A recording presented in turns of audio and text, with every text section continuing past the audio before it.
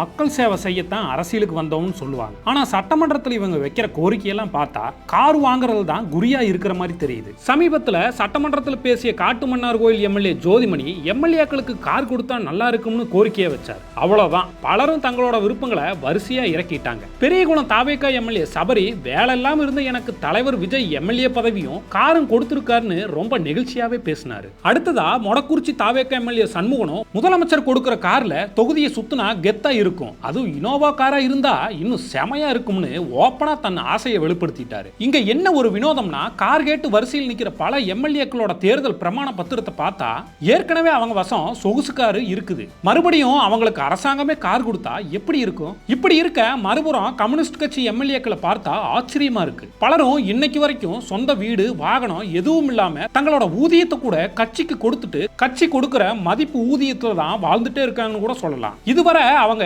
எந்த சலுகையும் கோரிக்கையும் எழுப்புனதே இல்லை. கார் முக்கியமா தேவைப்படுறவங்க மட்டும் விண்ணப்பிச்சு அரசு வழங்கி இருக்கலாம்னு நடுநிலையாளர்கள் இவங்களோட எளிய அரசியல் முறையை சுட்டிக்காட்டி விமர்சிக்கிறாங்க. விஷயம் இப்படி போயிட்டு இருக்க தேமுதிக பொதுச் செயலாளர் பிரேமலதா விஜயகாந்த் இந்த பணத்தை விவசாயிகளோட முழு கடன் தள்ளுபடிக்கு பயன்படுத்தி இருக்கலாமேன்னு ஒரு குண்டை தூக்கி போட்டாங்க. அது மாதிரி டிடிவி தினகரனோ கடை தேங்காயை எடுத்து வழிப்பிள்ளையாருக்கு உடைச்ச கதை தான் இது. கட்சி மேலையும் தலைவர் மேலையும் அவ்வளவு அக்கறை இருந்தா தன்னோட சொந்த காசுல அல்லது கட்சி பணத்திலேயே கார் வாங்கி கொடுத்திருக்கலாம்னு செமையா கலாச்சிருக்காரு. ஏற்கனவே பொது போக்குவரத்துல இலவச பயணம், ரயில் சலுகைகள்னு மக்கள் வரி பணம் பல வழிகளில் போயிட்டு இருக்கிற நிலையில இந்த தேவைகளும் விமர்சனங்களும் இந்த கார் விஷயம் பல விமர்சனங்களால சோசியல் மீடியால வள வந்துட்டு இருக்கு. கார் மட்டும் இல்லாம பல சலுகைகள் இவங்களுக்கு சேர்த்து வழங்கப்பட்டிருக்கு. கார் வாங்க தலா 15 லட்சம் வரை அரசு ஒதுக்கி இருக்காங்க. இதனால 30 கோடி ரூபாய் வரை செலவாகிறதா சொல்லப்படுது. காருக்கான எரிபொருள், உதவியாளர் சம்பளம், டிரைவர் சம்பளம், பராமரிப்பு செலவுன்னு 199 பேருக்கு மாசம் 2 கோடி ரூபாய் வரை செலவு செய்ய போறதா சொல்லப்படுது. இதனால ஆண்டுக்கு 24 கோடி ரூபாய் செலவாகும்னு இப்ப வரை எம்எல்ஏக்களுக்கு அடிப்படை ஊதியம் 30,000,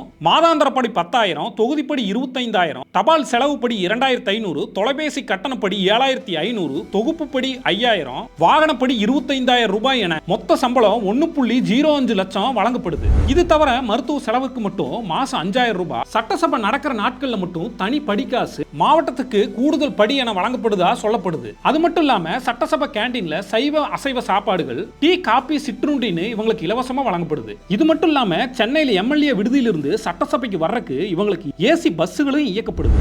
இவ்வளவு சலுகைகளும் ஒரு சட்டமன்ற உறுப்பினருக்கு கிடைக்குது. மொத்தமா பார்த்தோம்னா ஒரு எம்எல்ஏக்கு மாசம் 2.05 லட்சம் ரூபாய் வரை கிடைக்குது. மக்கள் பிரச்சனைகளை தீர்க்க வேண்டிய சட்டமன்றம் காருக்கான டிமாண்ட் போர்டா மாறுவது எந்த அளவுக்கு நியாயம்? நீங்க என்ன நினைக்கிறீங்க? கமெண்ட்ல சொல்லுங்க.